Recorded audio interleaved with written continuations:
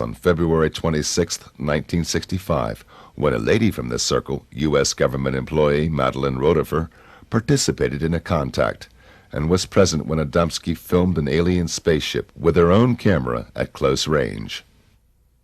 We met him in March of 1964.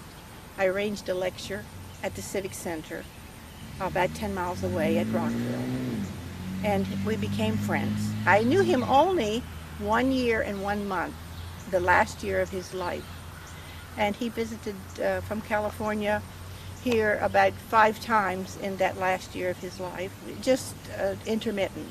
He didn't stay at this house all that time. But on February 26th, approximately 8 o'clock in the morning, a space friend, contact of Mr. Adamski, came to this house. I was still asleep, but when I got up, Mr. Adamski told me that he had been told that we should get cameras ready for filming later in the day. And of course, I had never seen one so close before, or I didn't expect that they were going to come hovering that close in my yard. I would have rented a Polaroid or prepared with more cameras, but Mr. Adamski actually helped me put film in the little 8mm Bell and Howell movie camera. And he had film in his Kodak camera too.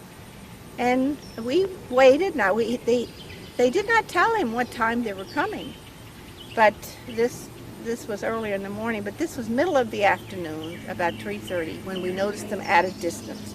And we were at the dining room window looking out, and they came in closer.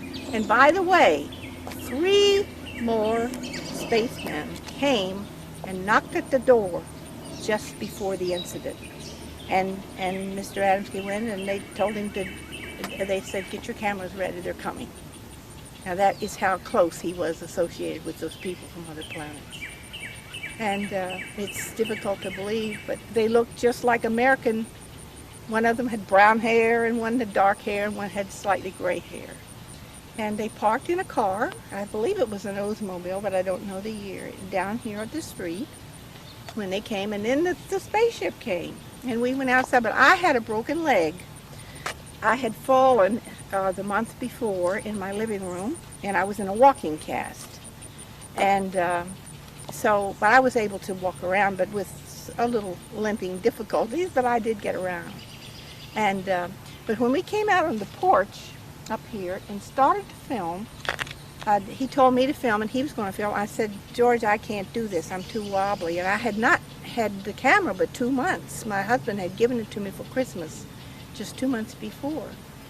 So I handed him, he said, "Okay, I'll do it." So I gave him my camera, and he laid his down, and he filmed it then. I started, but I wasn't sure of myself, and I didn't want to miss it. So I gave the camera to him, and he finished filming it. But I was, humping around in the background and able to walk, of course, without too much difficulty with this cast on. But they only stayed about approximately 10 minutes. They did not land. They did not get out of the spacecraft, but there were glimpses of people through the round windows.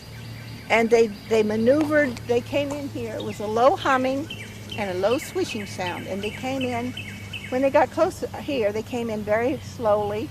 And it was round, and there were 3 of these, well, about this size, I guess, these landing gears underneath, and they were going like this, retracting in and out.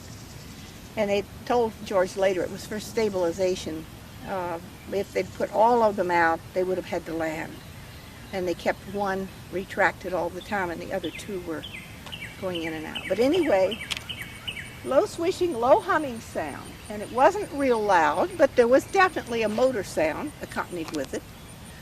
And it was a brilliant royal, between a royal and a purple and blue in color. It was a beautiful blue, and deeper blue than this. And it was round, and as it moved, it looked crooked, and on the film it shows this slight distortion, and it looked lopsided and so on. But they were moving and putting on this performance for Mr. Adamski to back up, his efforts to get the world leaders to tell the truth about the visitors from other planets. They were demonstrating, they wanted him to capture this on film, their abilities to do certain maneuvers. And they wanted him to have this proof to show the people of the world, because our world governments have better film and they haven't shared any of them with us.